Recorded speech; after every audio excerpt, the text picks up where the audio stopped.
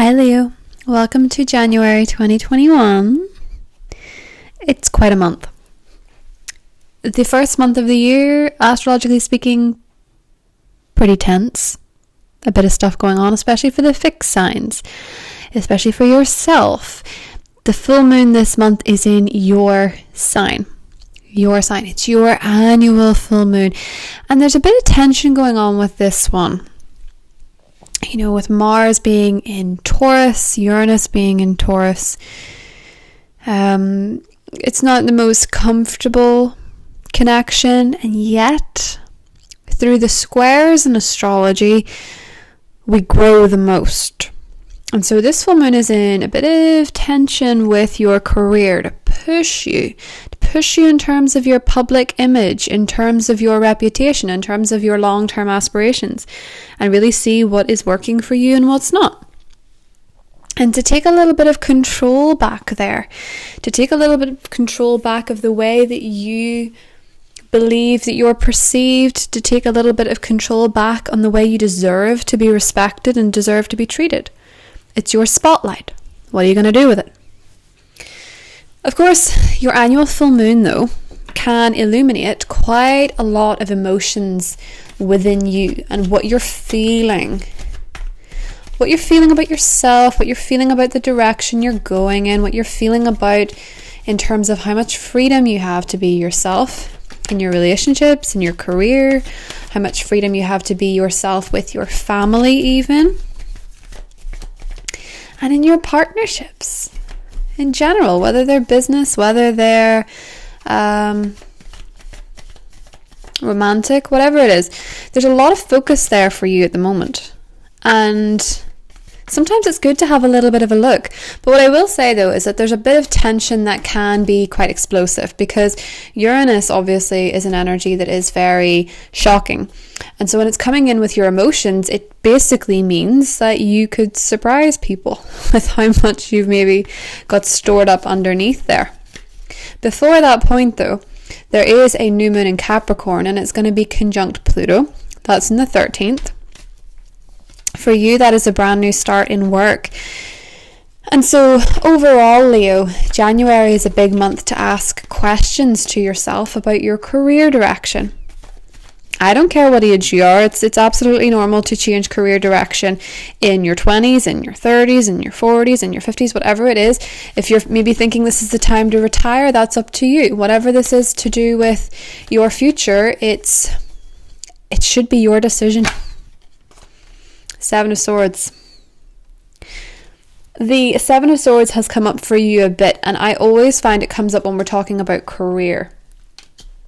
For me, I kind of see this as you feeling a little bit like there's an imposter syndrome, not like you're not doing a good enough job, feeling a little bit like people are trying to do a number on you, feeling like you're maybe not catching out what you need to catch out, feeling like you're missing something. One of the things that comes around if you're feeling incredibly stressed is that you miss little details. And this is kind of where the clashing between your partnership life and your career life is coming in. The Aquarius and the Taurus energy and your long-term goals. There could be some fear there. A little bit of emotional stress.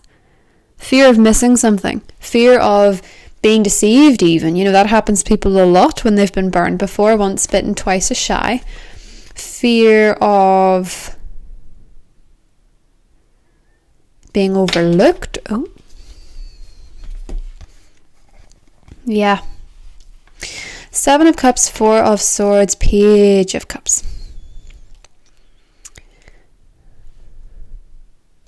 You have a bit of hesitation coming up, a bit of fear, a bit of illusions. I'm saying this for everybody as well, because Neptune is going to square off with the true node, and the true node's in Gemini, and that's very much to do with, it can be to do with friendships, it can be to do with social media. And Neptune's in your 8th house, so Neptune would be in Pisces. So for you, this is kind of a bit of fog manifesting around your intimate life and also your friendships.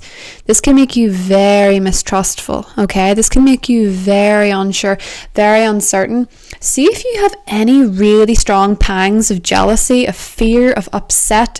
Sleep on it or meditate.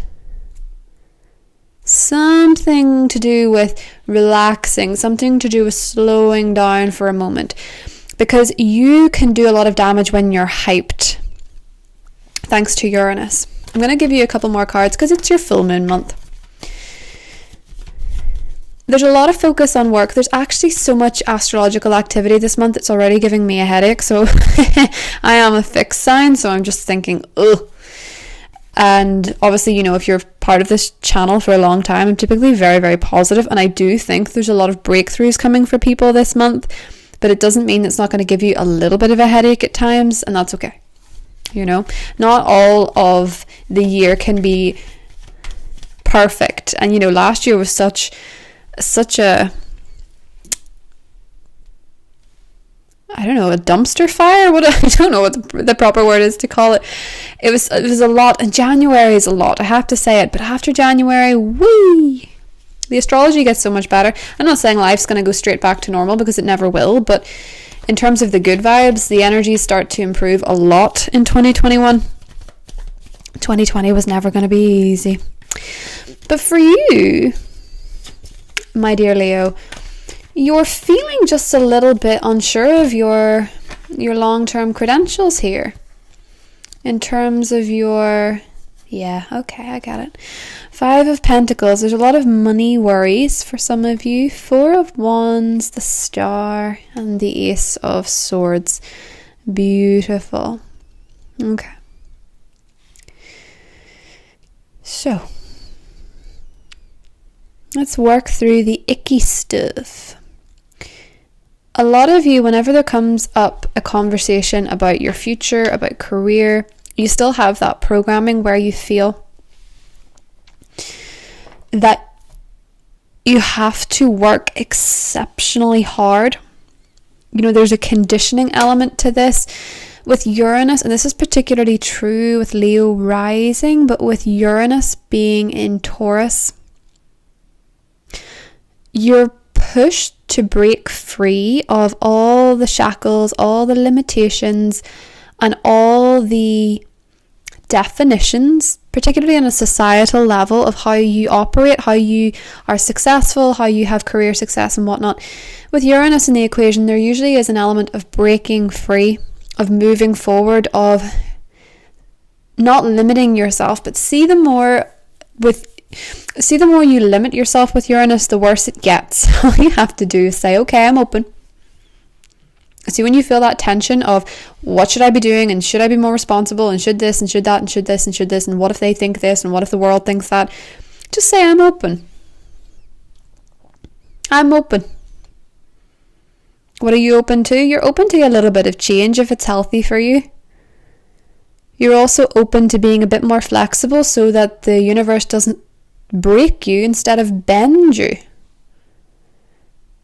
When you feel really unsure, really confused, especially around the latter half of the month, when you feel really unsure, really confused, take a pause, take a break, rest, watch something really trippy on TV, because the more the Aquarian energy comes in, the more that you detach yourself from your current situation, the more recharged you feel. And it's not about ignoring your troubles, it's not about ignoring your responsibilities, it's not about ignoring your relationship.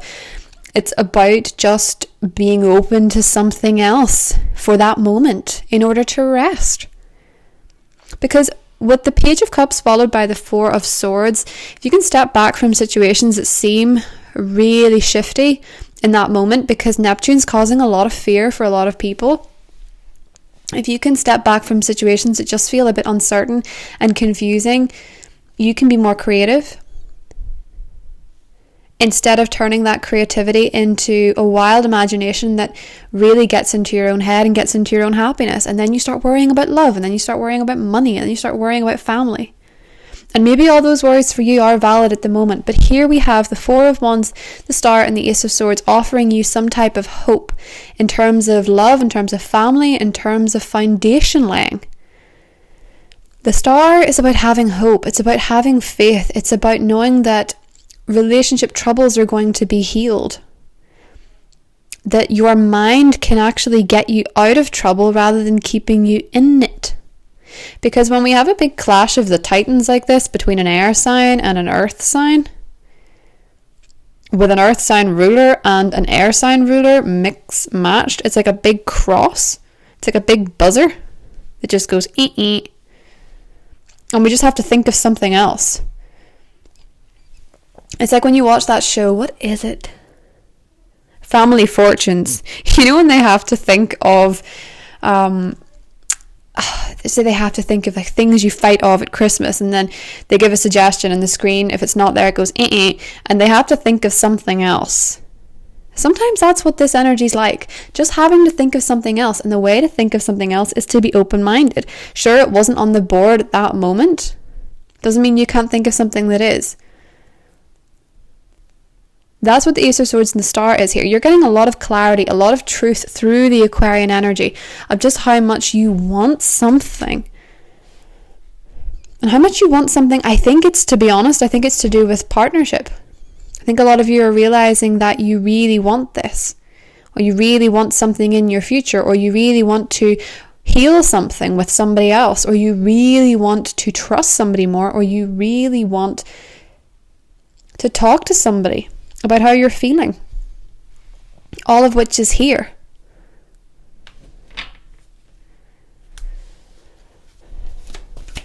With Mercury going retrograde in Aquarius at the end of the month, you could hear from an ex, and I don't feel that is a good thing, because the Seven of Swords, the Seven of Cups, and the Four of Swords and the Page of Cups, this reminds me of whenever you're asleep and you wake up and you see a notification on your phone from somebody that you cannot believe has contacted you, or community, beautiful, or they call you late at night when they're drunk or something like that, and that's just not going to make you feel good. That's not the type of energy you're walking into 2021 with. Rest and rejuvenation. This has come up with the Four of Swords, Leo. There's a lot of fixed energy this month. You need to have moments of patience with yourself. You need to have moments of downtime. Whenever I look at so much tension, because there's 4 fixed signs, right? There's you, Leo, there's Taurus, there's Aquarius. All 3 are really activated in the sky in January. The missing component is Scorpio. For you, Scorpio is your 4th house, which is to do with family, is to do with home, is to do with rest, and it's also to do with healing the past. This energy is showing up for you quite strongly. Scorpio is a missing component, and I'm not saying a Scorpio person is, but I'm saying taking a moment, taking some downtime. And also, with Saturn being in your partnership sector, if you want to get through the next few years well, you have to act in relationships with integrity, with honesty, or else you will absolutely find yourself stuck in a mess that has been created. Be that by doing something dishonest, being dishonest. And if you're the type that has been dishonest, which I really doubt, because I don't think you would be here if that was your vibe, where you have been dishonest either with yourself or with another, you can really suffer quite a lot karmically. Where Saturn is your karma. So if you've really been through the ringer in love and you've tried over and over and over to get things to work and you've been decent and you've been honest, Four of Wands, the Star, and the Ace of Swords, it looks like a beautiful reward. It really does. It looks like a beautiful reward of the Aquarian energy in the sky. Jupiter giving you that gift. Saturn giving you that gift. You know?